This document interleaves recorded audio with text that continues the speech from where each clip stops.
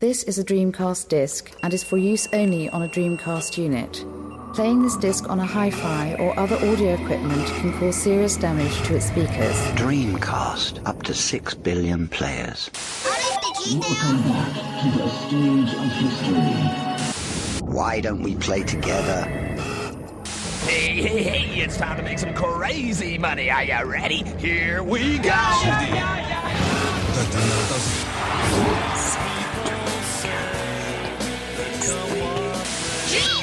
Please stop this disc now. Right, hello and welcome to the Dreamcast Junkyard DreamPod episode 121. Now, if you are a new listener, you might be thinking, who the hell is this guy's voice? This is Kev. This is the first podcast I've actually been on since December 2021. That was the only episode I've ever appeared on that didn't have my intrepid sidekick / co-host, Mike. How are you, Mike? I'm good, Kev. Good to see you back on the podcast. Yeah, it's good. It's good to be back. Moving house was a much bigger ordeal than I ever realised, despite how many people warned me. We are joined today by a very special guest. I would describe as I'm going to check this. He's happy with this. A games journalist / games author in Chris Scullion. How are you, Chris? Yeah, I'm good. I'll happily take that. That's what I go with myself. So I'll go along with it. Yeah, a question that I wanted to ask once I knew you were going to be on the show. How much of being a games journalist is fun stuff, like playing games, and how much is dealing with tedious online people being like, oh, why is it not running at 77 frames a second? I'm glad you asked that because it shows that you care, because a lot of people make the assumption that when you tell people you're a games journalist, they say, oh, so you just play games all day and it's a good laugh. It's like, no, it's so stressful.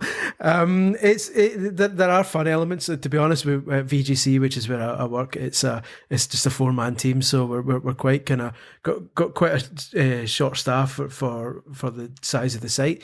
So any kind of reviews and stuff we do when we play the games, it's actually out of office hours. So the actual 9 to 5 is writing the news and dealing with annoying people and avoiding death threats and the likes. But yeah, the actual game playing is out of office. So it's a lot.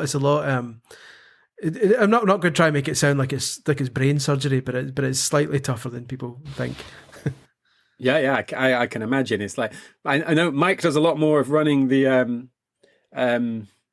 Twitter and the social channels for the Dreamcast Junkyard than I do, but I see the YouTube comments, and sometimes I wake up in the morning and it's the first thing I see, and I'm like, why are you this bothered about a video we put up 6 years ago? Like, me and Mike don't even know the person who made this video. Yeah. They're no longer on the team, but we have to deal with some of the, I would say backlash, but it's undeserved backlash. And the thing is, as well, at least you guys are working on do a site that is focused on a single system, a single format, so that you would hope that at least most of the people coming to see your content likes the Dreamcast. You would hope. You would hope. You would dream. But when I do anything we do on VGC gets twisted, and so if I write a story about Sony doing something a bit daft, then you get all the people saying, "Oh, you're pro Xbox," and then when we write one about Xbox being a bit daft, suddenly we're Sony haters. So it's fun in games. Yeah, I can imagine that. So just one of the first questions we wanted to ask you is, can you give us your background on games, and how did you get into games journalism?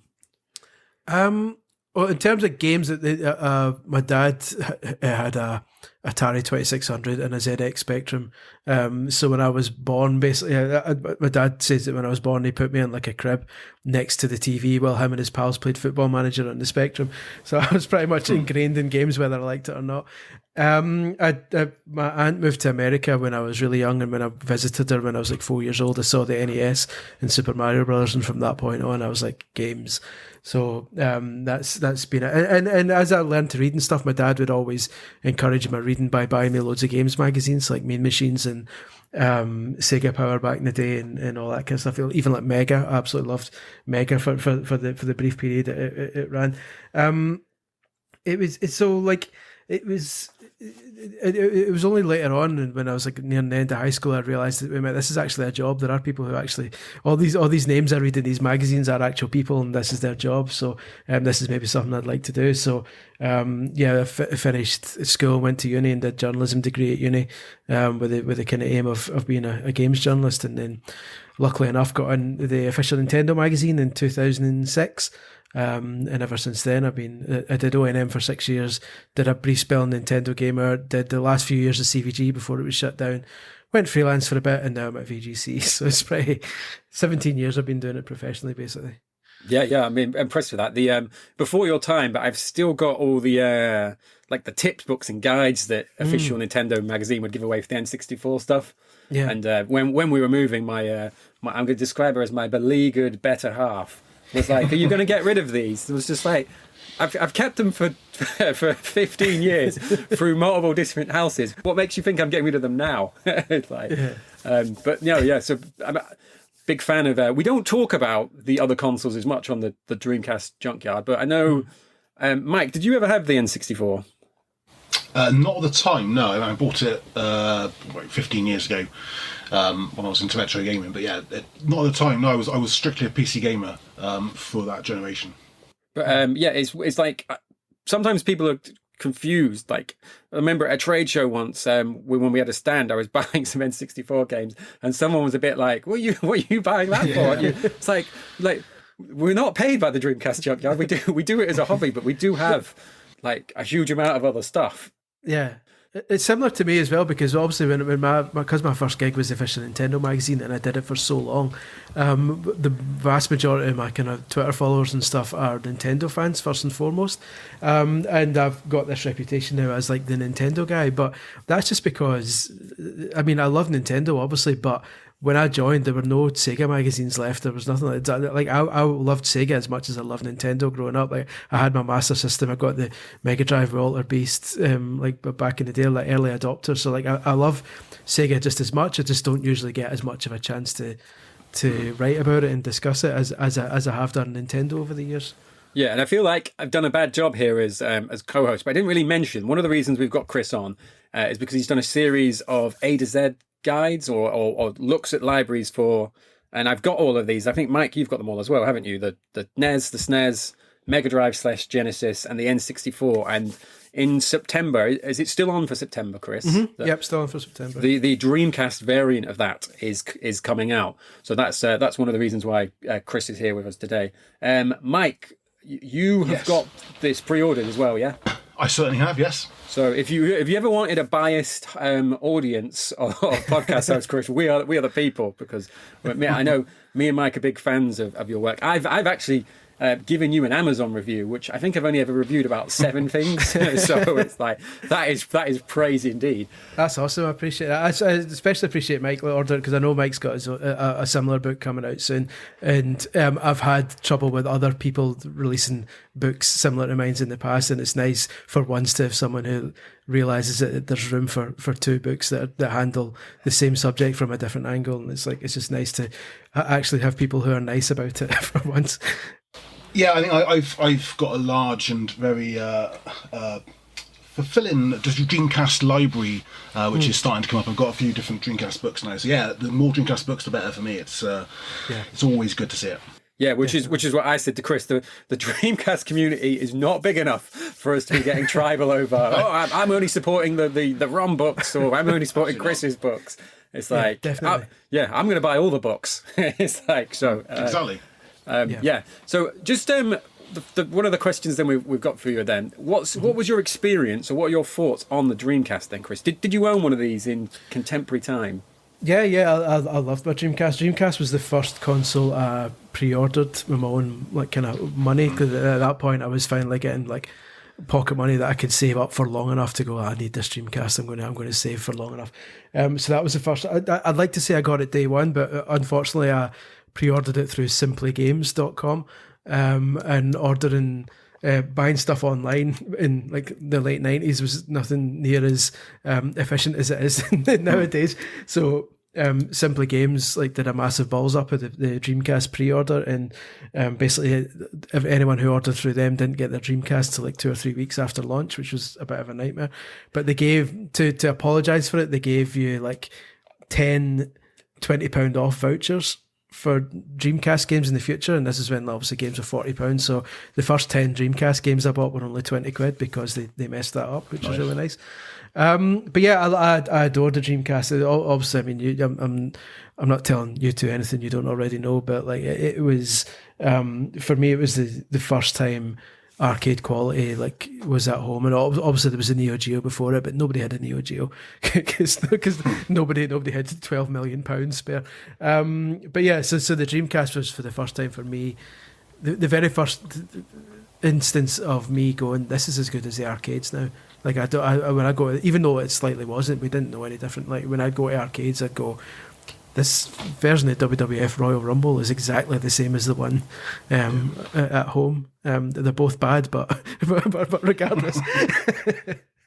Yeah, totally. And that's very similar to us. I mean, I remember mine's was the very last great Christmas present is what I always ask. I was like 17. I was in that stage where I didn't really know what to ask for, so I asked for that. And I remember having a go of it and being like, well, I'm 17 now. I know that this is just going to get wrapped up and left in a cupboard. Can I just keep it out for the next month or so? Because like, what's the point of it anyway? It's superb. Yeah. Right. So we spoke about the your other books. What can you describe for our audience then, or those listening, what process goes into to like coming up with the idea for moving on to a console, or how do you go from I've got this idea to what we get delivered and we flick through? Well, it was only supposed to be one book. Like at the start, it was only like I'd back in the day, like when I used to read the Mean Machines and all that. My dad bought me a magazine once called The Complete Guide to Consoles, and it was made by the people who did CVG and Mean Machines, and it was basically a kind of double thick magazine that had. It claimed to be every game, but in hindsight it wasn't. But it was a lot of games at the time, and like tiny reviews for each one. And I was obsessed with it. I was like, "This is the greatest book that's ever. This is like a Bible of games." And then when CVG, the site I was working on, shut down, and I went freelance for a couple of years, I thought I need to keep writing, and it'd be nice to do a book like that one, because that was my favourite thing I ever read about games. I thought it'd be nice to do a modern one of that, and it made sense to me to do the NES because that was the system I first fell in love with. So I tweeted, because I had no idea what to do, and I tweeted to anyone who's done a book before, how did you do it? Did you have it written before you went to publishers or what? And I actually went to Dorling Kindersley, you know them that do all the kind of Marvel encyclopedias and stuff. I went to them first and pitched it, and it got as far as like a board meeting, and then they said no, we kind of don't really get games. Like they basically didn't think a book about games anyone would give a shit, so that fell through. And by pure chance, John Wright, who's a guy, a publisher at a company called Pen and Sword, followed me on Twitter, and he says, I do books if you want to pitch it to me. So I did, and that's how the NES book started. And when it came out and started selling like reasonably well, he said, do you want to do more? I said, yeah. So basically every year or two we do some more contracts and just keep it going. So it's basically after the Dreamcast book, there's another 6 or 7 coming so far contracted, and more to come after that. And the process for each book just differs depending on the console. The Dreamcast is N64 and Dreamcast book. I'm doing Japanese games as well, just because the libraries are small enough. But I could go on forever, but I'm at risk of boring everyone. So that's fascinating. I'm sure it is to Mike as well. Just especially hearing like just tweeting out. Has anyone wrote about it? Pure luck. Yeah, I love hearing about this type of stuff personally. Yeah. Do you know? So like for anyone who's not familiar with the books or haven't seen them, I consider them a perfect companion to, especially like I've not got a NES anymore, but I'll do a lot of emulation. So just like looking through, and then there's like you said, it's every game, description of the game, nice screenshot.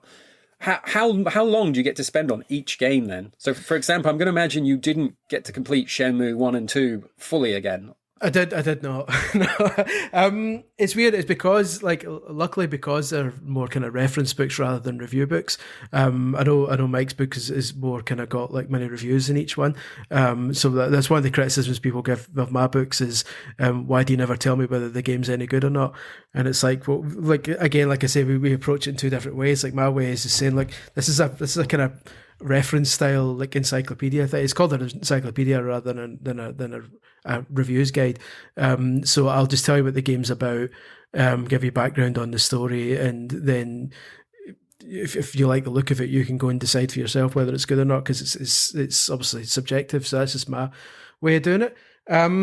So it's an interesting one. Like I don't have to play the games all the way through because I'm not.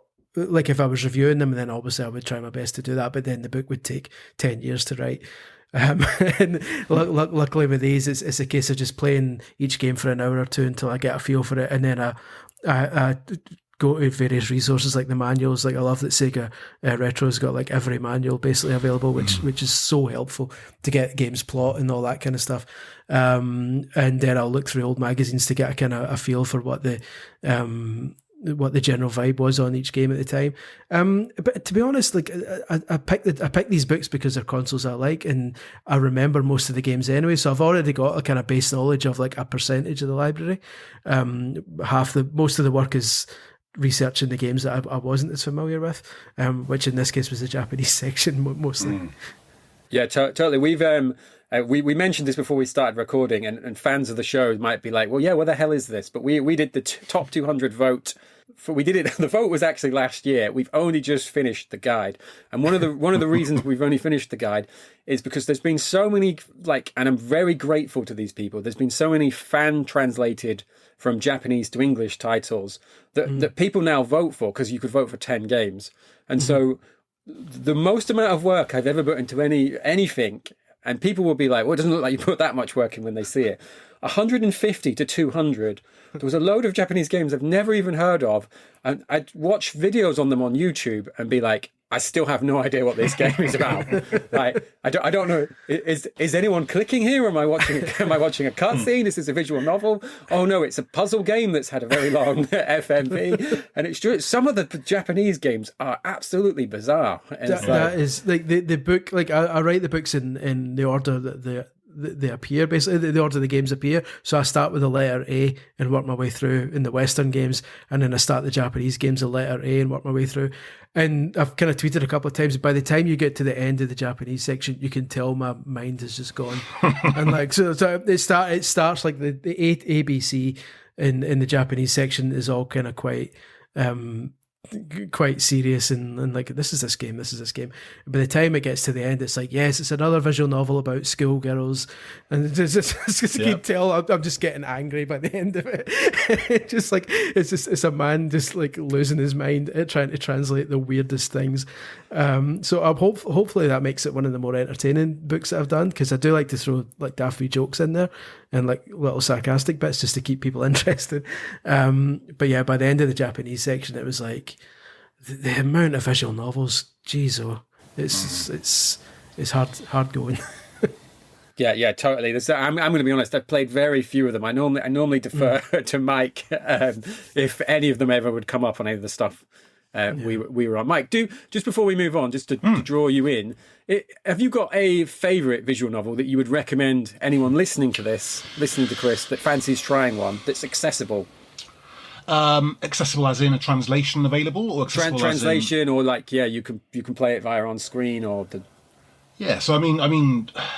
Again, my Japanese pronunciation is going to be awful as usual, but the recently released Nakuro, the game offshoot of game's an offshoot of now, but that's a good one. Obviously, Lewis was involved with that. That's a good one. In terms of actual visual novels, though, probably Ever 17. It's a really good one. I enjoyed that a lot. Also, you have I'm trying to think what the ones are now. I spent a lot of time with sort of the earlier, a bit like what Chris said actually, the earlier ones I spent a lot more time with. By the time I got to like Y and Z, when I started doing reviews of them, I sort of lost the will to live. So things like 2-1 I enjoyed quite a lot, simply because I put a lot of time into it. When it gets to something like Yuki Gitaro, whatever the name of the game is, that's I lost my will to live then. So, but there are lots of good ones out there. I just think you have to have a certain patience for the genre in the first place. Yeah, all I can say is you both have my respect. Because by the time I got to what felt like the 7th Street Fighter title of the top 200 list, I think I just blithely wrote, I am not talking about another Street Fighter game, and then just moved on to the next game below. Moving on to a little question and answer section, Chris. Was there any game you played for the book that surprised you, that you would suggest others check out? Yeah, I'd like to think that in terms of the Western kind of library, I knew like the majority of the games, but for some reason, Alien Front Online kind of passed me by, like back in the day, probably because it was released so late. And like I've really enjoyed playing through that when I came to doing the book. It's like because it feels so ahead of its time, a bit almost in the same way Headhunter feels like a kind of early. Almost like a GTA type, like a GTA 3 type thing. I think Alien Front feels like a kind of early version of the kind of online multiplayer games you still get nowadays. And even though the online is essentially dead without like having to go through all the kind of jumping through the hoops to get the online working again, the single player stuff was still really entertaining. I really enjoyed it more than I expected to. Yeah, totally. Mike, have you played Alien Front Online on the DreamPod? I have, yes. I've played it a few times. Yeah, it's like just to echo what you said, Chris. That was what James Jarvis, who's our video guy, and he's kind of like one of our online experts. He got me online, like you say, jumping through those hoops because I wasn't smart enough to figure them out. And when that came on, I just remember being like, "Holy shit! This game came out 20 years ago. If they dumped that out now on like PSN or Xbox Live, I'm convinced those servers would be rammed with. And it's playable. Do you know what I mean? It's like that's one of the great things about the Dreamcast is that so many of its games are still playable. Like to this day, as in obviously they're all playable, but as in like they hold up. A lot of when I did the NES book and stuff like that, I'm writing a Game Boy book just now. A lot of the games just don't hold up nowadays because the mechanics are so outdated that it's a real effort just to get through a level. Because there's so many of them are so clunky, but stuff like Alien Front Online and so many Dreamcast games, you could just upscale them and release them as digital titles today, and like they would do well. This kind of ties into another question we're going to go to. If someone was coming new to the Dreamcast, is there anything that you don't think they would find on a kind of top 10, top 20 list that you would be like, look, do you know what? Check this out. I was pleasantly surprised by Confidential Mission. Because that seems to get lost in when everyone talks Virtua Cop, House of the Dead. The Confidential Mission somehow doesn't seem to get mentioned that much. I think it's just as good. I like the kind of the cheesy kind of fake James Bond vibe to it. So that's like another one I would recommend it, especially because it's a light gun game. It's pretty easy to pick up and play. Like I'd like to say to people, oh, you should try. Something like Crazy Taxi, and even though Crazy Taxi is easy to pick up and play, like if you don't know the speed boost, you're probably going to get frustrated with it quite quickly. Whereas something like Confidential Mission, like it's pretty obvious what it is. It's a light gun shooter, and it's quite an entertaining me one. So yeah, that was another one that kind of totally. Just as a little segue, are either of you familiar with the National Video Games Museum that's here in Sheffield? I went. Some people may have heard me mention this before, but I work in a school. We went on a trip to there just before we broke up, and they had Time Crisis. So I was with 12, 14 to 15-year-olds who've never played a light gun game. And they were absolutely losing their mind, and they kept being like, because I work with kids who don't go to mainstream school, so they kept being like, Kev, holy fuck, have you played this gun game? And I kept being like, lads, calm down. But yeah, it's frigging insane. I think once I was going to sort of slightly off topic of that one, but in a sort of similar vein, I was going to ask Chris. Basically, a lot of the games had quite a bad reception when the Dreamcast came out. I don't know about you, but I feel that they sort of shine nowadays. So a lot of the retro style games and things like Confidential Mission, which although it got a decent review at the time, I think because it was a light gun shooter and it wasn't that novel at the time, probably didn't stand out. I don't know if you have that same sort of experience when you replayed. No, I definitely agree. I mean, like you say, like it feels. Like you say, back then it felt similar to a lot of other stuff, but nowadays it feels fresh compared to a lot of the stuff we have nowadays. And also I think it's just nice to one of the other reasons I do these books is almost as a detox from the stuff I have to cover, like during the 95, because I'm so done with microtransactions and season passes and games as a live service and stuff. And it's just really nice to play a game where it's like, here are the levels. Like if you do well, you'll unlock something at the end. And like games like Confidential Mission that were considered maybe too basic back in the day are now considered, for me at least, like pleasingly basic. It's like it's nice that it doesn't mess about. It's just, here's the game, enjoy it, and just kind of, you don't have to faff about with anything. Yeah, like one thing we hear from a lot of our fans, especially as you get older in life and like jobs, careers, families, having to do stuff that you might not choose to do yourself, getting a disc out or a GDMU file, turning it on, playing the game, no patches, no downloads. Like just today with the other Dreamcast members, I was moaning about I've never used my PS4 controller wirelessly because I don't get to play on it often enough that it's ever charged. So it's just like some of the modern stuff. I feel a bit ungrateful moaning about it, but some of it just I could do without. Like without doubt. Yeah, when I've only got 30 minutes, I want to use that constructively, not watching a download. Or like I don't know if either of you have got the Series S, Series X with a new dashboard update. It took me a shamefully long time to find where my games were kept because they've put it in that little tiny tab at the top, haven't they? And it's just like, come on, lads. I had 12 minutes and you've taken 4 of them. I couldn't find Game Pass for a week. It's like, couldn't find it. It's just like, do you want to buy Shark Points, whatever they're called, for GT? It's like, well, no, I've never even played that on this console. Why are you trying to sell me that? Anyway, I'm getting a bit old man shouting at progress. Mike, anything you want to ask before we move on to the next question? No, I think I've covered my question. Okay, so we did mention this, Chris. So we've ran this. Have we done this 4 times now, Mike, or 3 times? The top 200 vote. It's the 4th one. But yeah, there is one, Chris, that we just don't mention because we seem to have lost the blog post for it. So technically, we have done it 4 times now. So we recently ran the top 200 vote where listeners and us, we voted on our top 10 games. I've asked, if you were doing this, can you give us 5 that would make your top 10, Chris? So it's basically about 5. Yeah, they can be in any order. So you don't know the way they ran. If you put a game first, it got the most points. If you put a game 10th, it got seeded. Shamefully, Spirit of Speed was tragically high as a result of. That's disappointing. Digital terrorism would be how I'd describe it, but Yeah, the numbers were cooked.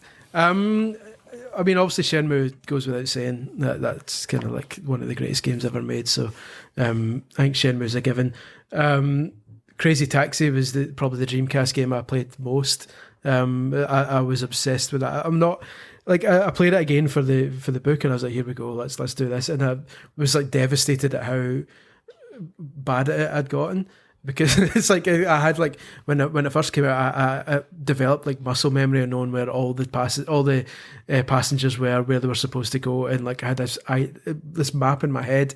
I could like played Crazy Taxi in arcade mode and make it run for almost an hour, like because I knew where everyone was going and get like obscene scores. And nowadays, like when I tried it again, I was like, I'm going to have to relearn all this. I couldn't be bothered. So that disappointed. It's still a fantastic game, but I'm disappointed I'm not as good at it as I used to be. What else? Soul Calibur still holds up. I think it's still fantastic. Cannon Spike is my 4th one. It's another kind of massively underrated one. I love. I'm always a sucker for crossovers. So the fact that Cannon Spike has got like Kami in it and Mega Man and stuff like that, I love that. It's just I really enjoy that game, and I know it kind of got on kind of average reviews even when it came out. But again, I think that's another one similar to what Mike says, that it's just aged well over the years, I think. And the last one. This is my favourite Dreamcast game, and it's such a bad game in a sense, but my favourite Dreamcast game is Dynamite Cop. Nice. Because it's just so mental, and I love The fact that it only takes like 15, 20 minutes, 30 minutes to beat it, I love that you can just turn it on every now and then, pick up a giant fish and hit somebody over the head with it. I adore Dynamite Cop and everything about it, so that's my fifth one. Yeah, well, not enough games let you punch a crab in the face, do they? So it's like, yeah, that's a good shot. Mike, any that stand out to you there?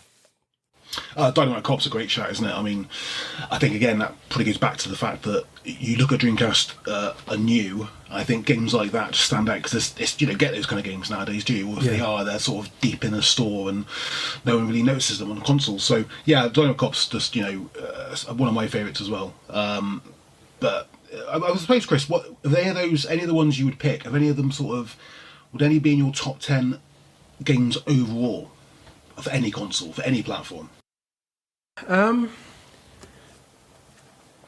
It's a weird one. I mean, like, probably if any of them would, then Shenmue would. Just because it's weird. Shenmue is like a kind of the Beatles of video games, where if you gave it to a kid nowadays, they'd be like, I don't see what the big deal is. And it's like, because they didn't live it, they didn't see like how it changed everything. And the fact that probably if a kid was to play Shenmue today, I would imagine most of them think this just plays like everything else. And it's like, well, that's because it was the first to do it. And it's similar to the Beatles. When you listen to the Beatles music, I think a lot of kind of kids go, yeah, it's good, but like, it's just music. And it's like, yeah, but that's because the Beatles like were the first to do that, and then everyone else copied them. So the Shenmue would definitely, I think of the five there, I know Dynamite Cop I said is my favourite, but in like putting my serious hat on and not just I like this game because you can punch down a Marilyn Monroe like statue and beat somebody over the head with it. Shenmue is probably the one that would end up in an all-time top 10, I would think. Yeah. Just a question that I'm throwing in here. We've got a Shenmue 1 and 2 podcast that we've been planning for about 3 years now, because that's how long it's taken me to complete the second one. What are your thoughts on Shenmue 2?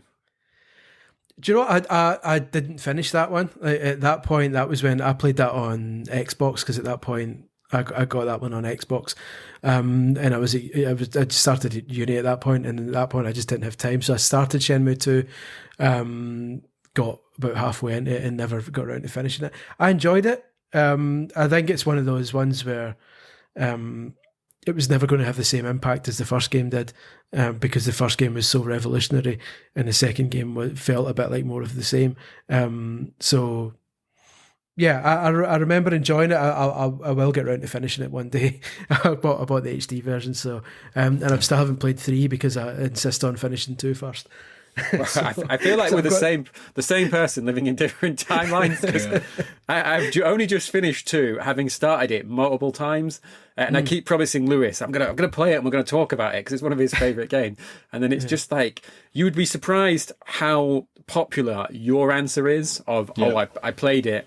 And if Tom was here, our founding father, I know he'd already be ranting about carrying those crates because like so many people, it was just, well, I've gone from racing forklifts to having to carry crates in a fashion that makes no sense. It's like, Shenmue 2 is weird, isn't it? Because it's probably, no one can really dispute it's a better game as an actual game. It's better than the first one. However, the first one has just got this emotional resonance which I don't think any other games had since. Yes, it's weird.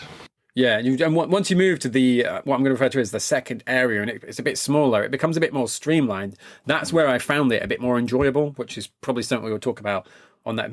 Lewis is going to edit all of this out. He'll be like, Kev, you bastard. I've waited years on you so we could do this. Now you're doing it with Mike and Chris. Right. Also, the first one just had that kind of weird, kind of homely feel about it because you were exploring Ryo's like hometown. So it's like you're new to this place, but he's not, and it's like you're learning who everyone is through him, and to him, there's a news agent, there's a guy who the man with the questionable accent who works at the van. There's all this and that, and you go, oh, this is cool. I'm like this guy knows this place. This is a strange place. This is home for him, and you're getting to see him in his home life.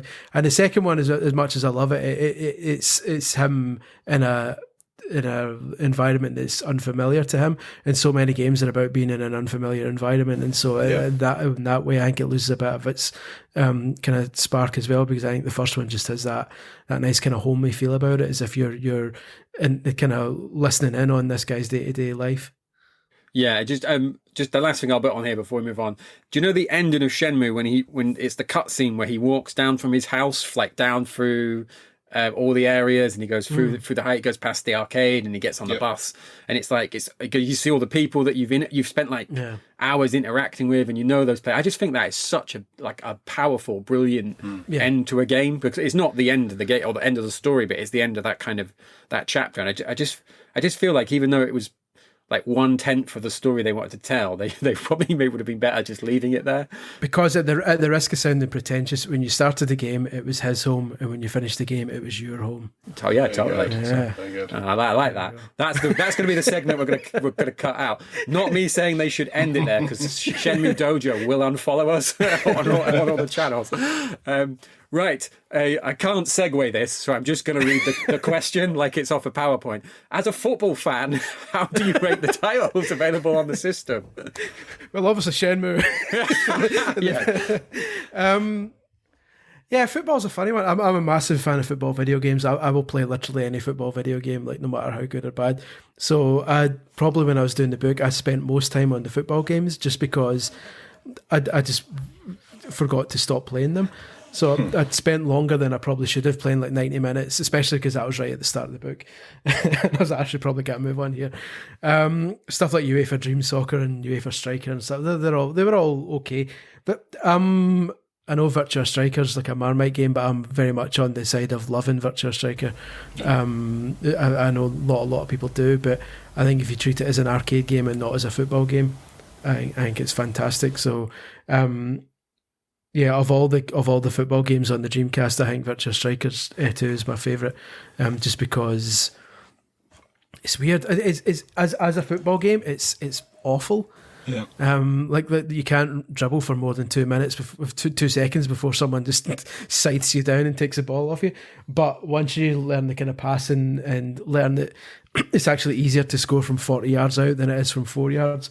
And you can score some of the most ridiculous goals of all time in it. It's pure arcade joy. So yeah, Virtua Striker is my pick, but I fully appreciate that a lot of people would strongly disagree with that. What did you? I will, because this involves you, Kev. So I'll go. What was your opinions on Giant Killers? I know Kev is a massive Football Manager fan, as am I, and he's got a series of videos currently going out for it as well. But I mean, what did you think about that? Obviously, it's playing a 20-year-old management game is odd at the best times.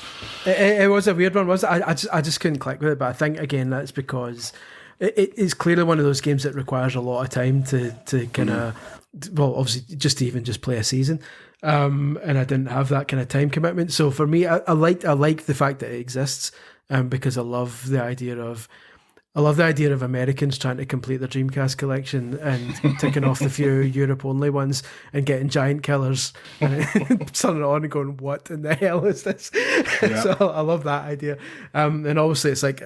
I think it's in terms of file size, it's by far the smallest Dreamcast game, understandably. Yeah, it's an interesting one. It's not the sort of thing I would find myself playing a lot. I've never really been into the odd occasion I've been like got hooked on a football management game. It's like I've become too hooked on it, so I tend to just stay away from them and to do the ones where you actually play instead of managing. I feel like I'm being shamed here, Mike. No. Listen, when I was at uni, I lived with 3 guys who played Football Manager non-stop in their respective rooms. So I felt the loneliness of living with three people who never left the room because all they did was play Football Manager. No, but Mike, we love Virtual Striker. We do. What year was the Play Blackpool event? I always forget this. Was it 17, 18? 2018, yeah, 2018. So 2018, we had like roughly 20 Dreamcasts set up in Blackpool, Chris. And a random guy comes up with his kid who was probably about 14, 15. and he's like, "Oh, guys," he's like, "I had a Dreamcast." He's like, "I had this football game that wasn't really good to play, but we're like Virtual Striker." So go around the back of the table, and we've got it on 2 consoles. And it was just like I could just see him there playing it with his kid, and his kid just not getting it at all. That's the thing. I love that. Is a perfect description. It's a football game that's not very good, but I love it. I always explain it to people when they're like, "Oh, how do you get good at this?" I'm like, "Have you ever seen rugby league?" And they're like, "No, but it's a football." I'm like, "Yeah, but do you know how in rugby league they have to kick the ball away to get further away from their own goal? That's what you need to be doing. You need to be kicking it out for a throw and then tackling the other person in their half." It's like, that is the best tactic. Just get rid of it as soon as you get it. Yeah. Get rid of the ball. Yeah, no, but yeah, we like I said, we're big fans of that. That was in my own top 10 games. Me and my friends, we absolutely loved that. We used to play the heck out of the arcade machine. And then when it came home, we'd always be playing that. And other people would have a go. And they'd always be like, "This isn't any good. Why are you lot so obsessed with this game?" And just be like, "Oh, no, I don't know. We just are." Like, there isn't a reason for... It's like asking me why I have brown hair. I can't really give you an answer. Yeah, so they're not great. Are there any other sports games that you did enjoy? I know I've gone off script again, but...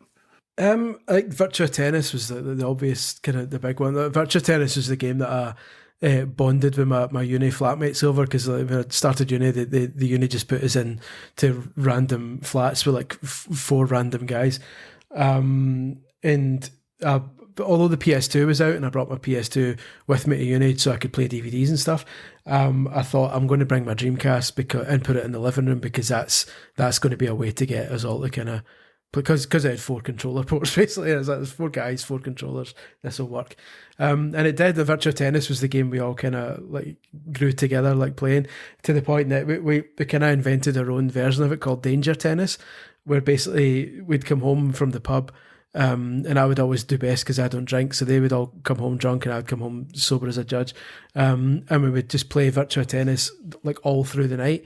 And it was called Danger Tennis because obviously it was doubles. We would play it in at totally random moments, like one of us would fall asleep, so the other one, you not only had to make sure you were playing the game, you also had to keep an eye on your partner and make sure that your doubles partner was still awake, so you always had to get a sharp jab in the ribs to make sure that he's going to get the ball when it comes to him, stuff. So that was the danger element, was the jab in the ribs if you fell asleep.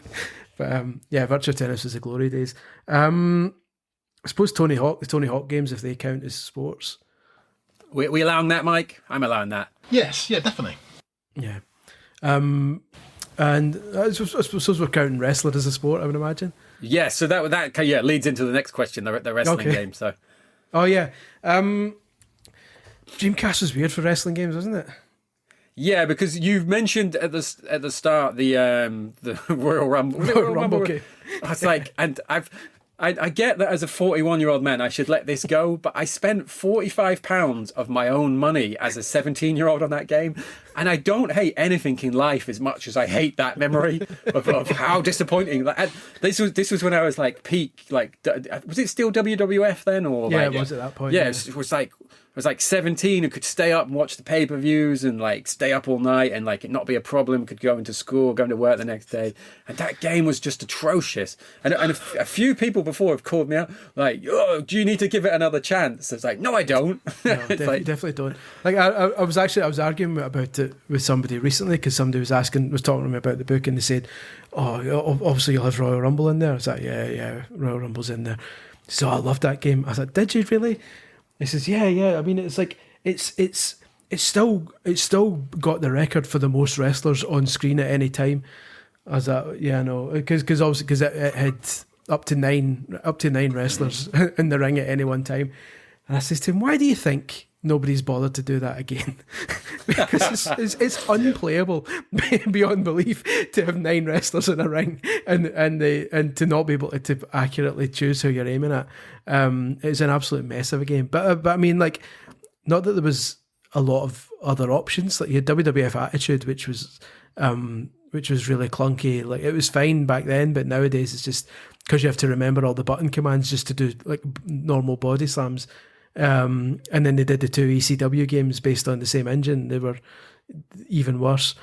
Obviously all the best ones were in Japan, like Fire Pro Wrestling D is like I think the best wrestling game Dreamcast, but yeah, it was, especially when at the time N64 had like No Mercy and stuff like that, and PlayStation did the SmackDown games. It was like that was the one area I think where Dreamcast felt slightly lacking, I think. Yeah, totally. What's the I'm doing the same thing to you, Mike, that I always do, that I hate. What are the Japanese is it Giant Gram, the other one? Yeah. Yeah. Giant Gram and Giant Gram 2000, was it? Did you have much experience with these, Chris? What were they like? Yeah, I like those. I mean, again, I didn't at that point in the book. I was like trying to fire through it because I'm really bad. I'm really bad at like leaving things to the last minute. I was like, I need to finish this book. But I'm going to kind of go back through them because those are. I made a checklist of games that I want to go back and properly play once the book was done because I really enjoyed them, and the Giant Gram ones were those because they feel like. They feel like good representations of Japanese wrestling, and that they're slower and more methodical and more kind of tactical. A lot more about kind of striking rather than grappling. If you forgive me for getting a bit nerdy. So yeah, I'd like to go back and play those in the All Japan Pro Wrestling game as well. To give those a go and spend a bit longer on them. But I really enjoyed what I played of them. Yeah, probably news to no one watching this, but for something else I was writing for the site recently, I discovered they've got Jeffrey, and I can never know how his name's pronounced. Is it Karjay, the ninja from Virtual? They are. Yeah, that's a weird one, isn't it? They're playable characters in Giant Gram, and I was just thinking like holy crap, this looks like the type of thing I would have been into at the time. But I'm not sure. Fun. It's a good game. It's worth checking out. It's a very different kind of feel of a wrestling game. It feels like the sort of thing that's going to take a while to kind of get used to. But I liked what I saw of it. Yeah, totally. So, Mike, I've got an official question lined up, but do you have anything you just want to add in or ask Chris on the back of that? I think I'm going to ask a random question. I'm going to ask a random question. What is the weirdest game? And I'm talking about Japanese exclusives here because obviously, let's face it, they are. What is the weirdest game you had to play during the writing of the book? The weirdest one? Let me think. What I'm going to do now, because my mind is a mush, I'm going to cheat and bring up my list of games so that I can see off the top of my head. It's funnily enough, one of the weirdest ones was a Western release, which was The Ring, Terror's Realm, because as someone who's a massive fan of the Ring movies, it's such a really weird take on the Ring, and it was like what's actually going on here. So that was a really weird one. I'm just looking at my list here. It's the ones that, and these I don't know if these really count as games, but to try and kind of, for the sake of completion in the book, I covered the kind of non-games that were released in Japan as well, and that was it something kawaii? What was it? The one they released for the magazine. And Extra Kawaii. Extra Kawaii. Was I've somehow managed to get a hold of like a GDI file for that, because obviously I'm not paying like obscene money just for the sake of a small entry in a book. That's one area where me and you differ, is that you have enormously dedicated to doing the collection, which I actually bought Extra Kawaii about 5 weeks ago for £20 because no one. Are you joking? So. No, I am. Yeah, it's amazing. That's unbelievable. Someone was on there for like £200 and it didn't sell. Like they relisted it for £20. I was like, all right, I'll grab that one then. That's unbelievable. I was looking at it a bit. I was like, no, I can't. The rare times I'd seen it, I was like that. I can't remember how much they were selling it for, but it was like a lot. Yeah, and I thought I can't do that. But yeah, that's devastating. I would have definitely bought that. But yeah, so that was one of them, just because it's that weird. I can't remember the name of it, but the kind of fashion style where they deliberately give themselves like orange faces, because it's like so they look tanned. So it's like a really odd kind of magazine anyway. But then the Dreamcast game is like a digital version of that magazine with interviews and stuff. So that was like a weird one, just because just generally the idea of a Dreamcast game based on a girls magazine, I thought was quite funny. But yeah, there's a lot of kind of weird stuff on there. But Yeah, I enjoyed the weird ones. That's half the fun in it. Yeah, definitely, yeah. Just to follow up that, do you feel like the Dreamcast has got more of a kind of strange? I was going to say like entries in the library. The example I'm going to give is I'm not sure if you've ever seen this. Tom did an article on, and you might have to correct me on what the name of this is, Mike, but it was like a Toyota Celica disc that they gave to car showrooms to play in a Dreamcast. And the Dory Catch ones, is that That's it, yeah. That's it. Yeah. And I just like, even though I had come to the Dreamcast staff partly through reading Tom's articles and being fascinated by them, I remember reading that and thinking like, who signed off on this? Like, what was the audience for this? I love that idea though. I love the idea of going to like a Toyota showroom and saying, I'd quite like to test drive that one, and they say no need, take this home and look at a kind of basically rendered version of it. Yeah, it's like rather than driving it, do you have a Dreamcast? Oh yeah, luckily I bought that for my housewife with the housewife's bundle with the keyboard. Put those car keys away. It's like, yeah, I love stuff like that, and stuff like the horse racing ones, the JRA PAT for Dreamcast, like the ones that you would use to bet on horses online and stuff like that, which are obviously just like coasters now, the discs, but like just the idea that they exist, I love that. So I tried to get as many of those in the book as possible, just to kind of make it as definitive, even though I know for a fact that I'm going to get people complaining that those don't count. But yeah, we'll see. Let them complain. It sounds glorious to me. So, just a question I've added in: are there any notes or anything you make about games that don't make it in the book, like stuff that you might make as references or that as you go along, or do you have like a writing key or anything like that? Or I mean, to be honest, usually when I'm playing at first, I've got my phone with me, and I'll take the odd notes that I'll think of while I'm playing. Just anything that strikes me as unusual while I'm playing. Like usually when it's the visual novels, I'll just write dodgy as hell.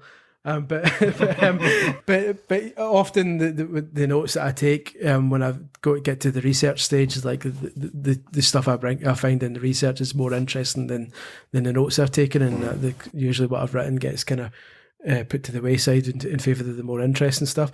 The most difficult part, but I think the part most people talk about in the books, is the facts that I do for each game. I don't know why I came up with the idea of doing that, but basically every single entry has its own fact, and sometimes they're related to the game, sometimes it's related to the subject the game's about. If it's a movie tie-in, it might be a fact about the movie or something, and those can sometimes be the trickiest, especially the Japanese section of the Dreamcast book, because so many of these games a lot of people don't really know anything about in the first place, without then having to say, "Oh, and here's a fun fact about it." It's like, I don't even know what it is. You're trying to tell me. So that was easily the most difficult bit, but I managed it. So, but some of those facts in the Japanese section are going to be quite tenuous. I don't know. I'm glad they're there because I love those facts personally. Oh, good, excellent. So, I think it's the one thing I do that makes the book stand out. I think for especially the fact that multiple people are doing multiple books like these nowadays, I think we all need kind of something, because obviously your main standout with your book is that you cover every single version of every single game and have all the box art and that, which is like obscenely brilliant. Like that's like I couldn't even begin to do that. So I'd lean more on the kind of the weird, quirky, fun fact side of things, which I think is good, because it makes both our books, like, although they're about the same subject, they both will have a really completely different kind of feel to them. So I would strongly advise everyone buys both of them. Very much. Yes. That's what we're going to put out on social. Buy all the books, please. Buy all the books, please. Yeah. Right. So a little question I've got here then. So, and we've kind of touched on some of this before, but if you were getting someone to try the Dreamcast for the first time, what titles would you have them play? So, and you could think of this as if you'd been brought in to advise on like a Dreamcast Mini. Imagine it that way. What would you suggest goes on that? Or Jimmy White to Cue Ball. No, I'm only joking. Don't worry. It's got great music, though. It does, but that's about it. I quite like Jimmy White's too, but it definitely wouldn't be the first thing I'd recommend. Probably the more kind of the actiony ones, so like Soul Calibur or even like Ready to Rumble, because it's a bit daft. Even though I think some of the characters in it are a bit questionable these days. But I would maybe recommend Ready to Rumble. The kind of the basic stuff like Virtua Tennis, the stuff that has the more kind of arcadey feel to it. Because obviously the whole point of arcade games is that they should be easy to pick up and play, and those are the ones that are more immediately accessible to people who are new to the system. Also, I think they're the ones that have aged better as well. Like I say, stuff like Shenmue, I would hope that anyone new to the Dreamcast would try out Shenmue and fall in love with it anyway. But obviously, some people are. I was going to say ignorant, but that sounds really harsh. But some people maybe wouldn't appreciate the impact it's had and would judge it by today's standards and might think it's maybe a wee bit clunkier than like a Yakuza or something. So I wouldn't maybe start them with that. I would start them with stuff that's that holds up a bit better today, and then slip Shenmue in. Like that sounds really dodgy, but I'd follow up with Shenmue and say like, right, you're in now try this. Yeah, it's got better darts than Jimmy White, at least. So it does, and it's got better racing in the arcade games. It's got better racing than Spirit Speed. Yes, it has. Did you manage to play Spirit of Speed for this book, or are you still waiting on it loading? Well, play is a strong word. I managed to make the car go and almost got it around the track. It's a piece of work, isn't it? Oh, we're going to be in so much trouble. I'm contractually obliged by James to say that the game is misunderstood, but we all know that's wrong. So, I mean, misunderstood. It's terrible. It's misunderstood in that the developers didn't understand that they had to make a racing game. Yeah. Well, if you are the person who, just to get another book plug in here, if you think, do you know what, I would like to learn more about this Spirit of Speed game, you can read James's 10-page written excerpt on it, it is fantastically produced. It's great. It has got that old magazine feel to it, but that is in the Dreamcast Year 2 that you also find myself and Mike throughout. So moving swiftly on, it's like the plugcast. So this is a very self-centered question from myself, Chris, but okay. And I did put this in the notes I sent across to you, but one of the first times I came across your work is someone shared your kart racers series with me on your Tidal Tack blog. Yeah. What do you think of the kart racers on the Dreamcast? Because I'm gonna preface this. Me and Mike are fans, so be very careful with any criticism. No. To be fair, I don't have a lot of criticism. Like I think the Dreamcast is a fairly strong karting library. For a system with a library that small, I think there's some good choices. I think Looney Tunes Space Race is like a hidden gem. I think that's a really solidly done karting game. I think, obviously, if you count Star Wars Episode 1 Racer, but I'm not sure if you do, it technically is a bit, because it's got like multiple characters and stuff in it. Mm-hmm. Wacky Races is good. Even South Park Rally I quite like, even though it's a bit weird. The only one I'm iffy about, and not because of the game itself, but just because of the premise, is the Walt Disney World Quest Magical Racing Tour one, because I can't believe they made a Disney game and then like most of the characters are completely fictional. It's like, what are you doing? It's like I bought that. Why is there no Mickey Mouse? Yeah, the biggest waste of a license. It's like Chip, okay, Dale, okay, then just some made up dog thing. Yeah. What are you talking about? It does have, and you did the NES book, it does have the feel of like a NES game that with a week to go that they've changed. Oh, it's Disney now. Why? Because I've told you it is. Like, just take those two out and put Chip and Dale in. We don't have time for the rest. Yeah. So it's quite bizarre, isn't it? When you mentioned Looney Tunes Space Race, have you played the mode of that where you unlock and you can put the anvils on? No, I didn't. What are the other objects that fall, Mike? Anvils, pianos, TNT or ACME things. I don't know. It was so nerve-wracking. I've forgotten what was dropping from the sky. I can't. Elephants? Pink elephants? Pink elephants, yeah. I can't remember if it's called Chaos Mode or if my mind has just filled that in because as well as trying to race with all the kind of craziness that is in, it starts throwing all these Acme power-ups at you, like, what, every 3 seconds, 2 seconds? Something like that. Yeah, That's awesome. Is that awesome or is it annoying? Is that good? It's a bit of both. It is a bit of both.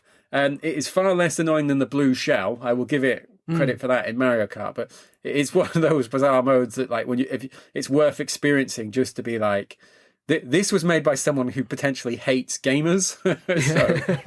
It's one that's on my list to play more. Like, I'm going to bring that series back. Basically, for those who don't know it, which is most people, the series was called Cartography, which I thought was a really clever pun, but then in hindsight it probably wasn't. And it was meant to be like mapping the history of karting games one game at a time.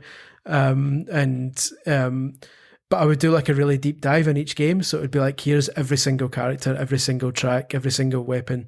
And then give them all ratings in each category out of 10. And then each game would have a final score and it would go on a leaderboard and stuff.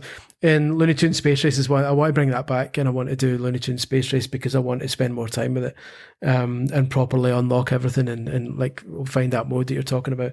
I half wrote a South Park Rally one. Before I joined VGC, and then kind of all my title hack free time disappeared.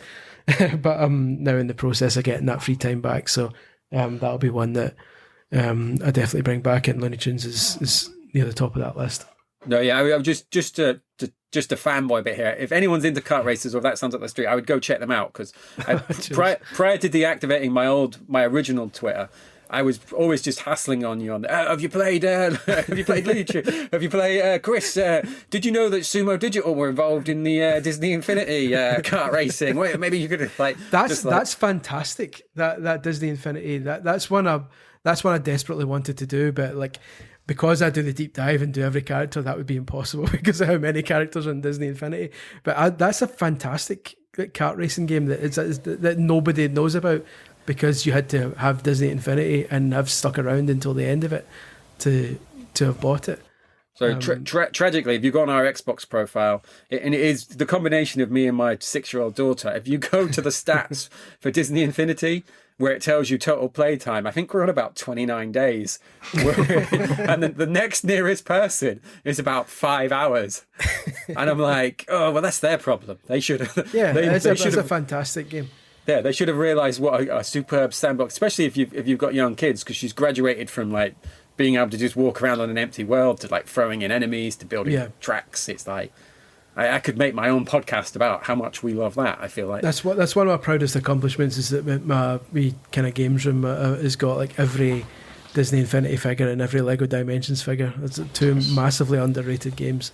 Totally. I know that there's a lot of kind of bad things said about Toys to Life, and I've never been into Skylanders and like that. But when it's toys that I actually cared about collecting anyway, like Disney figures and Lego figures, I was all for it. I think both those games are fantastic. Yep, totally. Right, so we just got Mike. What is your favourite kart racer? I don't know if I've ever asked you that. Wacky Races, yeah. I was surprised by how great the hubs.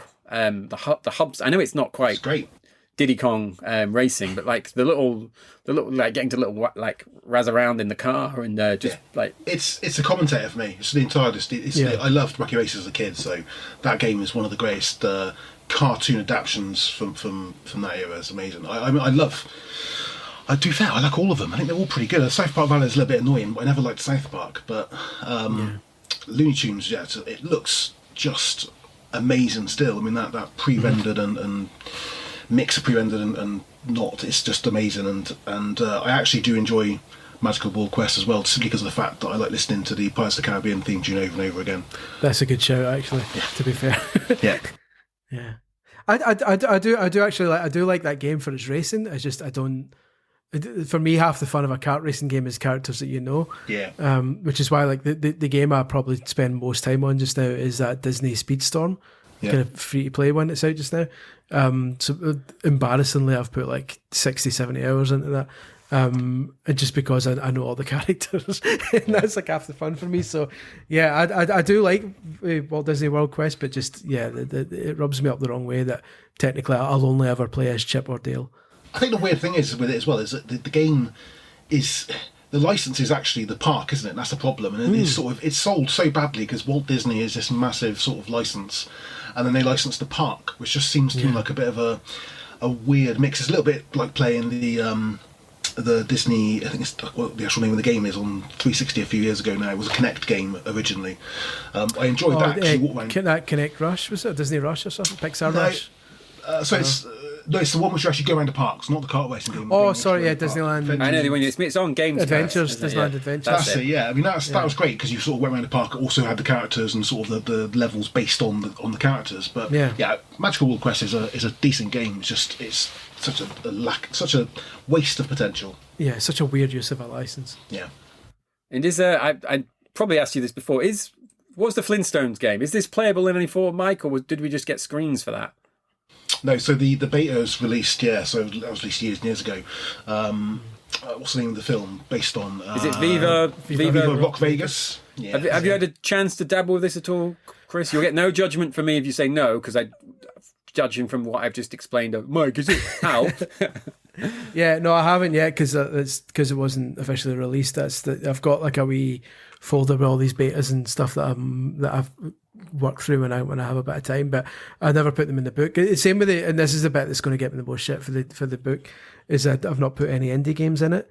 And I appreciate that indie games are such a big part of the Dreamcast library these days, but I've basically just put a bit in the book saying, by the way, people are still making Dreamcast games, so keep an eye out.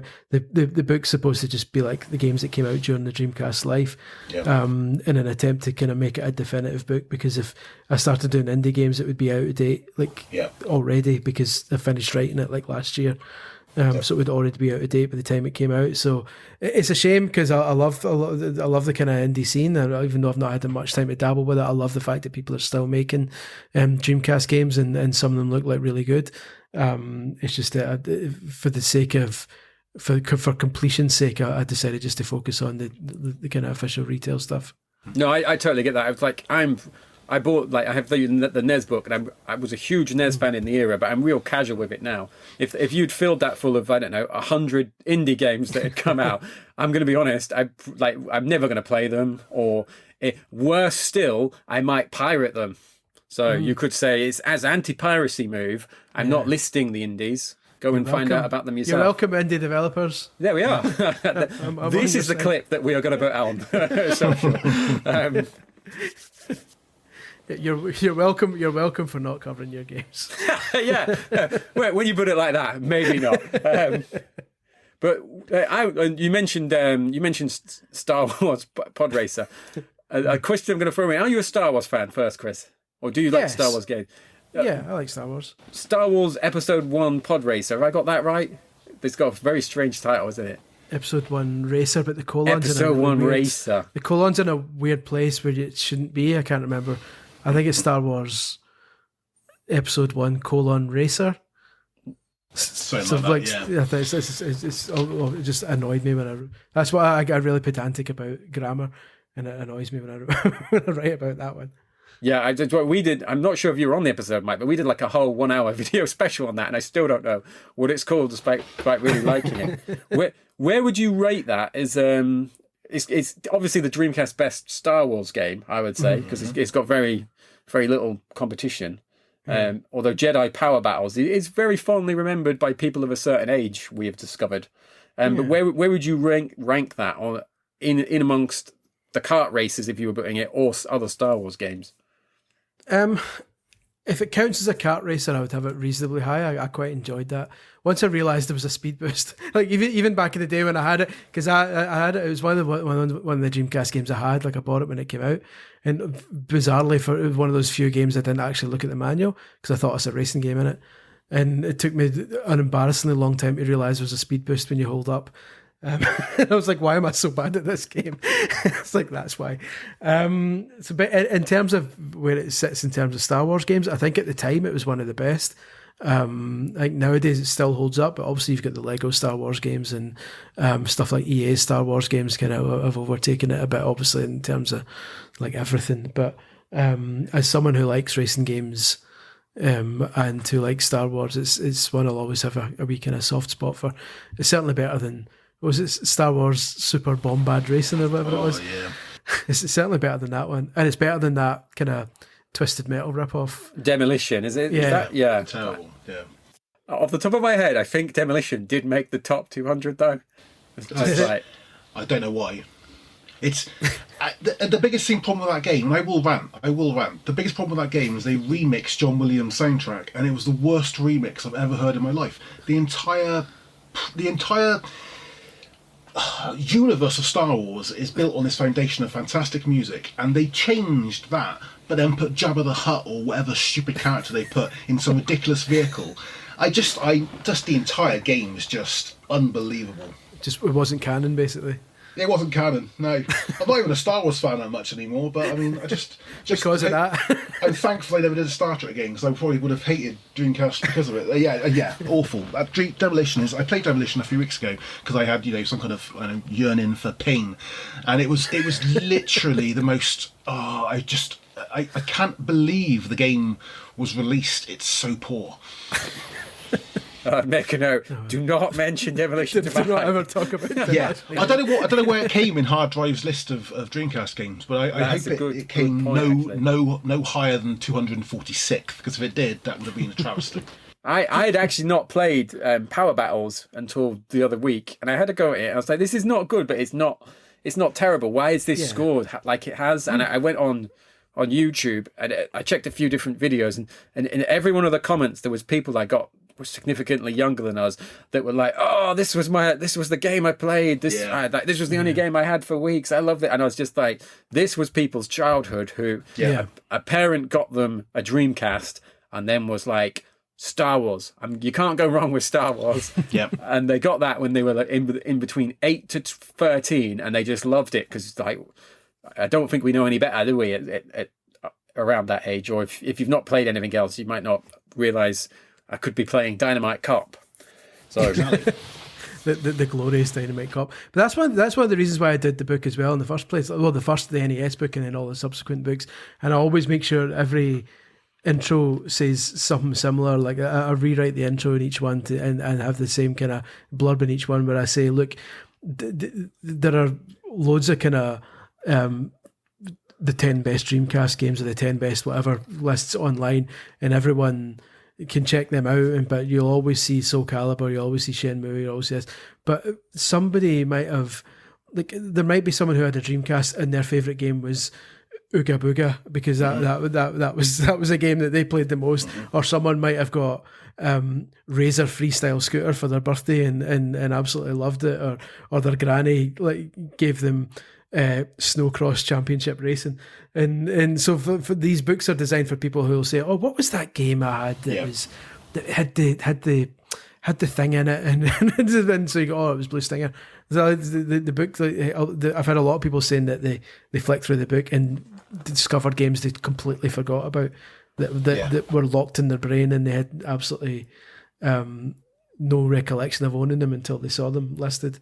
Yeah, so I have a real experience of that with a friend of mine from my old work. He was a laps gamer, and he kept saying to me, "Oh, Dad, like you're like really nerdy with the games. There was this game I had where you were like in charge of a Roman city, and you had these Romans." And I kept being like, he's called Andy. I kept naming games, and he'd be like, nope. And in the end, I just took him the SNES book in one lunchtime, and got him to flick through it, and he was like, "Oh, this is it, King Arthur's Knights of Camelot," or whatever it's called. It's just like Romans. I'm going to slightly fanboy here now as well, because I one of the great things about Chris's Mega Drive book is I've had Mega Drive, flash carts, whatever, for the last 15 years. I've had a massive Mega Drive collection of 200 games. But flicking through Chris's book when I got it, there was games there which I hadn't seen screenshots for since back in the sort of early 1990s, when I used to read the Mean Machines, the A to Z Mean Machine books. They used to come out every year. I used to sit in the bingo when my mum was playing bingo. I used to sit on a table reading these books, and there was that kind of feeling come back. So it's strange, the nostalgia about video games is everywhere, isn't it? It's not only the sort of the top 10 games, it's actually things like just flicking through and seeing a screenshot you've never seen. For ages, I played some games, like I played one of the Aero Fighters games, I think, for the first time. I never played it before. I just remember seeing a screenshot in meme machines. I think it was a very similar screenshot in the book, so yeah, fantastic. That's really good to hear. That's exactly what I was going for. Like it was those, like that Complete Guide to Consoles magazine I got was like the precursor to those A to Z magazines. I had all those as well, and that's exactly the kind of the vibe I was going for. So I'm delighted to hear that. Yeah, totally. I can never remember the name of these, but these are something you see on loads of retro gaming Twitter, and it's not called Twitter now, is it? What are we calling it? X. I'm calling it Twitter. For SEO purposes, I'm calling it Twitter. There we go. You see on social media sites and Instagram. I think they were Virgin Interactive or Virgin Games. They were like Mega Drive and SNES tips books. Do you remember the ones? Mm-hmm. As a kid, I used to pour through them, even though I didn't have hardly any of those games, because I like looking at the screenshots for like Terminator, or I loved Jungle Strike, but didn't have Desert Strike, and I would be like reading about the missions. Your books, they remind me of that in a way, that kind of just like, yes, this is like, I feel like I'm 9 years old in Hunstanting again. Exactly. Like, looking through all these screenshots of games that I've never even seen because of where I've grown up. Like you'd go in Menzies and they'd have like 7 Mega Drive games, and it's like, but I want this one where you control the Roman centurions. Oh no, we've not got that. It's like, okay, I'll get this other one then. That's awesome. That's really cool to hear. Like it gives me a wee G up, because like I'm struggling with this year's book, because like I'm doing the Game Boy Encyclopedia this year. Oh, nice. Like writing it just now, and it's by far the hardest book that I've written, because you would be surprised at how little information there is about a lot of these games, especially because it doesn't have a Sega Retro alternative equivalent where someone's actually taken the effort to put manuals online and stuff like that. Like if I would say about 60% of Game Boy manuals aren't online, and especially when a game's released on multiple formats. Like if they made a SNES version and a Mega Drive version, and a NES version and a Game Boy version, online all the references and resources will be about the console versions and maybe the NES one, but never the Game Boy one, and it's like it's incredibly difficult at times to actually get information on them, which is mental, because I thought that would be really easy. Plus I've noticed I had a Game Boy probably about like 8 or 9, and it never dawned on me that it came in a box, or that the games came in a box, because it just kind of arrived as a present. And like years ago, when my mum sold her house, I found all of those boxes. I found about half of them in the loft, and I've noticed like I don't know if it's like NHL 94 or 93. If you sell the loose cart for that, it's £2. If you have the inserts and stuff, it goes up to about 70. And it's like crazy. The variance of what the card is worth compared to what the cart is worth is probably the biggest of any console, because of the reason you mentioned, that there's just... Yeah, it's crazy. So we are moving on then to our any other business. Mike, is there any burning questions you would like to get that out there? Any other games that you would like to rant about, or? No, I'll save the ranting for my many podcast appearances in future. I suppose for me, I've sort of a couple of questions, but sort of Dreamcast wise, obviously you used games on ROMs on GDMU and stuff. Mm-hmm. Did you find any games that were particularly difficult to find online? I know when I've tried to find games to play and stuff, it's some games you just can't find at all. Yeah. Some of the Japanese ones were quite tricky to find. I think from what I can remember, I think only one or two, and to be honest, I don't remember off the top of my head which one or two they were, but it was one like those kind of magazine type ones, like not actual games, but like kind of free ones. I ended up, it was, I'll tell you exactly what the name of it was. It's on my list. It was the other car one. It was the Alabama meets Will VI one, which is like another kind of weird car promotional disc one. And I just could not find that anywhere. So that's the only game in the book where someone had put footage of it on YouTube. And luckily, because it's like an insight, it is like a wee here's information about a car, so there's no actual gameplay to be had. I was able to kind of watch it on YouTube and then use YouTube as the screenshot, which I hated doing. I despised doing, but that's the only one, thankfully, that I ended up absolutely stumped on. Some of them just didn't work on GDMU. A couple of them I just couldn't boot on it, and I had to resort to emulation, which I hate doing as well, because not that I'm against emulation, like I've used emulation for years, like when I've needed to. But half of one of the points of the books is that I want to play them all on original hardware or the equivalent, as close to it as I can get, just so that when I take the screenshots, I know that's what it looked like, and that I want to try and make it as authentic as possible. So even though I'm using GDMU, I think the fact I'm running it on, it's still running on official hardware, lends some sort of authenticity to it. But I don't like using emulators if I can get away with it. So yeah, that was about a couple of games just didn't boot, and I had to switch to emulators, which was really frustrating. But 99% of them I was okay with, I would say. No, I think that's like Mike and a few of the guys on the team are like myself. We use a combination of emulation, GDMUs, or myself and Mike, I know we've got like a compact flash Dreamcast, which is like a hybrid, takes discs. Then I've got my original, and then we've got some shell, and I'm always still using real discs because of the the memory of the tactile feel of open the case, get annoyed that the case is broke, even though you've looked after it, like open the back of the case because the disc's actually in the back, put it in, turn it on.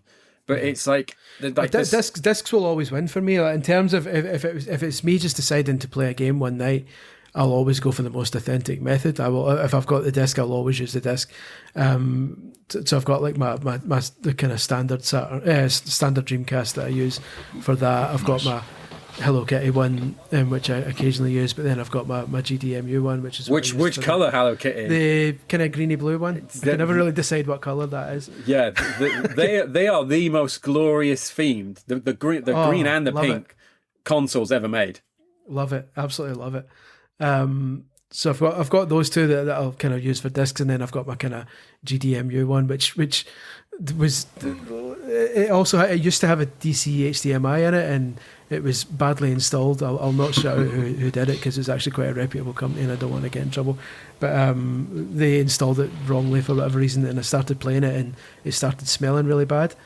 So I sent it to, I can't remember his username. Was it A3RGAN or whatever it is? The guy who fixes loads of consoles on Twitter, basically. Airgon, yeah. Really, really, really nice guy. He took it and like said, yeah, it's basically frying itself as you're playing it. So he like totally replaced it, and so that was nice of him. That smell of a burning Dreamcast, I have that smell well. Play Blackpool, our illustrious founder decided to plug in a plug, which was it was an American power supply rather than the power one, and the smell of a burning Dreamcast is seared into my brain. Yeah, it sticks with you. It does. It must be like what crime scene investigators like to smell that. The smell never leaves you. And that was right when I was starting the book as well, and I was like, oh shit, this is. The Dreamcast is going to explode if I don't get this fixed. So it put me out of action for like a month. But yeah, so that was fun and games. But I'll always prefer to use discs when I can. But when I'm doing a book like this and I have to fire through countless games as quickly as possible, and I need access to every single game, like I'm immensely jealous of your collection, because I couldn't come close to that. Now, a lot of the Dreamcast games I had back in the day, I sold while I was at uni, and like it would cost me an absolute fortune to get them back nowadays. Luckily, most of the Dreamcast library is not massively expensive, not like the NES is or stuff like that, but there's still some like comically expensive games that it's just the market's just massively overpriced them. Yeah, and it was like, but I think me and Mike are both lucky that we existed in the Dreamcast community, where it's like, I've just stood on my case for MSR. I'll just buy another brand new sealed copy on eBay for £4 with postage. Yeah. Whereas I think a copy of that probably runs you to about 20 at the minute, doesn't it? It's like everything is just shot up, and it's like, and a few years ago we tried to. I tried to contact the now defunct Halifax video game store in Italy to be like, how many Dreamcast games did you order? Because there's just thousands of them still online. Unsurprisingly, Chris, no one got back to me from that communication. But you mentioned that you had the HDMI mod. What are you using now? That's a question I wanted to ask for Kinect connections. So now I'm using. Let me get the company. I'll try and look them up. But if you know it off the top of my head, the company that does it's a SCART cable, but it's a SCART cable that does 480p. Not retro gaming cables. So I'm using their, because for those who don't know, they do that. They do a SCART cable which supports 480p, so almost acts like the VGA box, even though it's a SCART cable. And TVs won't read it. TVs won't accept a 480p SCART signal, but the RetroTink 5X accepts it. So basically, I was running this 480p SCART cable through the RetroTink, which was then upscaling the 480p up to 1080p. Purely just so the screenshots would be as high quality as I could possibly get while still running on original hardware. Because then when they get shrunk down to book size, like they just look like really nice, crisp kind of Dreamcast screenshots. And see, to be honest, it looks just as good as the HDMI did. Using the 480p cable plugged into an upscaler, like it's not even an upscaler; it's a line doubler, so it doesn't do any kind of weird filters or anything on it. It literally just takes the lines and doubles or triples the lines, so it's like a sharp picture. It's fantastic. So I was delighted with the picture quality there. I'm going to imagine with that natively, there's a few games that don't work VGA that are pretty good. Hydro Thunder, Mike, that's one, isn't it? You say this. Everyone keeps saying this to me, and I've got it running on VGA, so I'm not quite sure what people are about. But yeah. Oh, check out Mr. Big Pants here. Oh, it works on mine. It's one of the foibles of Dreamcast, isn't it? I swear people will say that Dreamcast, some games will not play on this and that, and other people will get it working on that. I swear the Dreamcast is some kind of weird possessed console sometimes. Yeah, well, it's like I've never been able to get a download version of San Francisco Rush or Crazy Taxi 2 to work properly. They just doesn't matter where I get them from. I can't play disc versions of V-Rally. No matter what disc version I play, a retail disc version of V-Rally, it will not get past the third stage of the championship. But I can do the white label, so the promo white label disc works absolutely fine. It's the foibles of the Dreamcast. Crazy days. A marvelous beast. So that's it. I'm going to put a little. I'm going to go back through your answer there, Chris, and then I'll put that in, because people are always asking us about connection methods. And I'm like you, I have some stuff HDMI, some stuff RGB, some stuff like every now and then phono, and people would be like, oh my God, what are you doing? I was like, well, I had 7 minutes and this was the only cable I could find. So like, I wanted to play a game. I didn't want to be a picture snob. So, Mike, any final wrap-up questions before we move on to the close and the plug? No, I'm good. You are good. Right. So, Chris, can you give us the official title of the book and where people can get it? The official title of the book is The Dreamcast Encyclopedia, every game released for the Sega Dreamcast. You can get it in all good booksellers and some of the bad ones. And if you just search for Chris Scullion, you'll find it, or if you just search for Dreamcast Encyclopedia. Alternatively, Pen and Sword Books are the official publisher of it, so they'll you can buy it from their site as well. And I believe in the US they go through a publisher called Casemate, and they also sell it. But again, it's a kind of the publisher has loads of kind of international arms and stuff. So it's out in September in the UK. It'll be out in the US and Canada around about November-ish, and around Europe and stuff like that. So you should be able to get a hold of a copy if you need one. And I've got previous ones on the NES, the SNES, Mega Drive, and the N64. And then in the future, it'll be Game Boy, then PlayStation, then GameCube and Wii U in one book. Then I'm starting to forget. In some random order, it's then Game Boy Advance and Xbox and PS2. Oh wow, amazing! in some sort of order. And Saturn as well. Sorry, how can I forget the Saturn? Saturn's going to be one as well. Excellent. Good luck with the PlayStation 1. Listen, the PlayStation 1's taken 2 years. I usually, each book takes me a year, but PlayStation 1's taken me 2 years because there's not a chance in hell. Nobody can do a book like that in a year. So yeah, PlayStation book will take me 2 years, so that's a bit of a wait. And if anyone is hearing you from the first time, they'd like to follow your day-to-day work, or any of your social media, what's the best way to, or what platforms can they find you on, and what are the names of those platforms? As long as Twitter/X still exists by the time you're listening to this, you can get me on there at Scully1888. You can find me day to day on VGC, Video Games Chronicle. That's my day job. I'm the features editor there. My blog, tiredoldhack.com, is still active, but it's just in what would be a hibernation state at this point until I find free time to. And next year I'm going to start absolutely hammering that again with kind of weird topics, because that's where I write the weird stuff. I've got a big article planned on why 15 reasons why Princess Daisy is an arsehole. So it would be stuff like that basically. And yeah, that's pretty much. I'm all over the place basically. I'm a glutton for attention. So if you search for me, you'll find me somewhere. Basically. Excellent. And despite this being, I don't know, the 20th episode for this I've been on, I still don't really know any of our addresses. You will find us if you type in the Dreamcast Junkyard. You'll find our blog.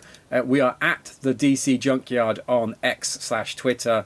And I feel like in future I'm going to have to go through these episodes and add in the third name, like the Magnesium Channel or whatever he brands it to next. What are we on YouTube, Mike? Do we know this? Yeah, we're on YouTube as Dreamcast. I don't know, Kev. I mean, you're asking me these questions, mate. I barely can work my phone, mate. It's difficult enough sometimes. I'm still annoyed by Demolition. I've got to be honest with you. The mere thought of Boba Fett riding some kind of ridiculous Slave Zero, I don't know. It's just the entire thing's annoyed me. Just a message, just to the young bucks listening to this. We are all old men. Yeah. Like our idea of technology is the Dreamcast era. So we can get the website running, but don't expect us to be able to tell you where to find it. You're the kids. You know how to use the Google and the Yahoo and the Alta Vista and Ask Jeeves. You can find it. Yeah. Not necessarily me or Mike's handiwork, but we got the website running on a Dreamcast, so you could connect to the site via the browser, and I believe it was also on a CDI that was pushed out, Mike. Was it? That's very meta. That's very meta. Getting it working on a Dreamcast. I think it might be in a podcast episode. I'm sure. Wow. I'm sure it was Derek has got something like that. Wow. That running. Just a final thing before we go, Chris. Did you see that someone had made the Cowabunga collection run, or a Cowabunga collection run on Dreamcast? I didn't see that, but that's fantastic. That's a perfect location for it. Yeah, the final thing's out. It's got loads of stuff on it. It's got episodes, like real episodes. It's one of those things. I'm always like, I'm going to download every iteration of this that he does, because this is never more than 7 minutes away from being taken down by Nickelodeon. Especially if it's got episodes on it. Oh yeah, it's got all sorts. It's a fantastic piece of work. I don't know why I just thought of that as we were closing this. But I would just like to thank Chris for coming on and dedicating his time. To talk about his projects. Great to hear your passion. No, happy to come on. So, is there a concrete date for the book, or does it not work like that? I used to think it worked like that, but apparently not. So the book has been in the warehouse for like the past couple of weeks, but apparently there's all sort of processing stuff that goes on there. It emerges that unless your book's Harry Potter or something massive, then there are no solid release dates. So basically, it's out when it's out. But I think they're in the process of processing it, so it'll be the start of September. Yeah, hopefully it's not like your Dreamcast that arrives 2 weeks late. Because I'm not sending out £20 vouchers to everyone. Yeah, I would love that to happen with a modern console, just to see the online backlash of the people. But that's probably a bit mean. Right, I would just, on behalf of myself and Mike, I'd just like to thank Chris for coming on. Hopefully you've enjoyed the show. As always, please feel free to point out the gluttony of errors that we have connected. as we've gone along, especially myself. Mike, say goodbye. Goodbye. See, normally I say goodbye, Mike. You threw me. I've gone rusty. And we're going to do that again. Okay, even let's if do it again. Cool. Say goodbye, Mike. Goodbye. He's thrown me off. And thank you very much, Chris. And good luck with the book release once it comes out. Thank you very much.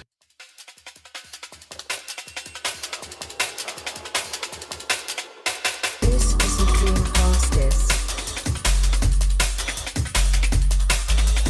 This is a Dreamcast disc.